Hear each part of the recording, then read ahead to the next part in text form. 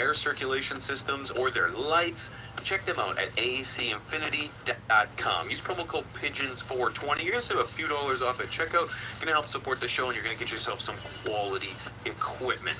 Also, a huge shout out to Seedsman. If you're looking for some quality genetics from a quality place, check out Seedsman. Use promo code PIGEONS420. They're working with some of the best breeders in the game to hook you up with quality genetics. Check them out. Use promo code PIGEONS420 and thank them both for sponsoring today's video. Two more former Southern California city officials have admitted to participating in a cannabis corruption ring, which bribes were funneled to a Baldwin Park City Council member in exchange for his influence in obtaining marijuana business permits. Former Commerce City Manager Edgar Cisneros and former Baldwin City Attorney Robert Tafoya have both copped to their role in the pay-to-play scheme and agreed to cooperate in an ongoing public corruption investigations. The two men secretly pled guilty last year to federal corruption charges. This became public knowledge when the U.S. Department of Justice unsealed their plea agreements on Thursday. The racketeering operation began in June of 2017 when the Baldwin Park City Councilor member Ricardo Pacheco started soliciting bribes from cannabis companies for permits to operate in San Gabriel Valley community. The sprawling bribery scheme shattered public trust in San Gabriel Valley politics and helped prompt the launch of a 2023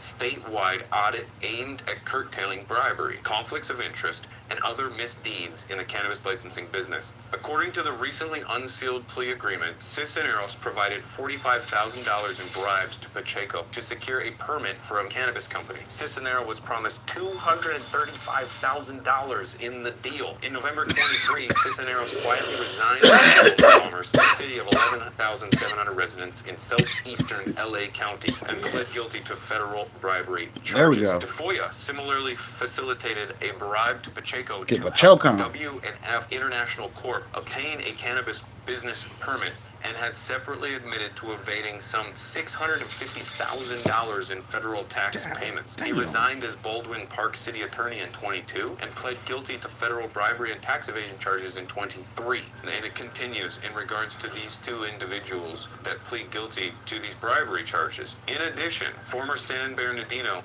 County Planning Commissioner Gabriel Chavez, who was also tied up in the scandal. In a November 22 plea agreement, he admitted acting as an intermediary to funnel bribes from weed businesses to Pacheco. Chavez's sentence hearing is in April. And there's a few other people tied into this. It seems like this has been going on, the investigation, since 2018. The FBI first caught Pacheco in 2018 in a 2018 sting operation that was unrelated to cannabis permits. Pacheco accepted $37,900 in bribes from a Baldwin Park police officer in return for supporting the Baldwin Park Police Association's contract with the city. That police officer was working undercover with the FBI. So then my question is how many other cannabis companies, permits, individuals have ties to these politicians, and how many people have gotten a foot up based on that bribery? It's funny because we live in such a twisted system already. We have such a difficult time getting quality products, pesticide free, from a quality, reputable source, someone who at least has the community's minds or interests in mind. Unfortunately, it's profit. So if these people did have the community's interests in mind, they'd be going after the quality, they'd be going after the product as a whole, safety, quality control, these kind of things. I'm kind of curious to see who else is tied into this. This is just an article from the LA Times. You know it goes deeper than this, and this is just the surface article. Which companies are tied to this? LA controls a huge portion of the legal cannabis market as a whole, across the entire country.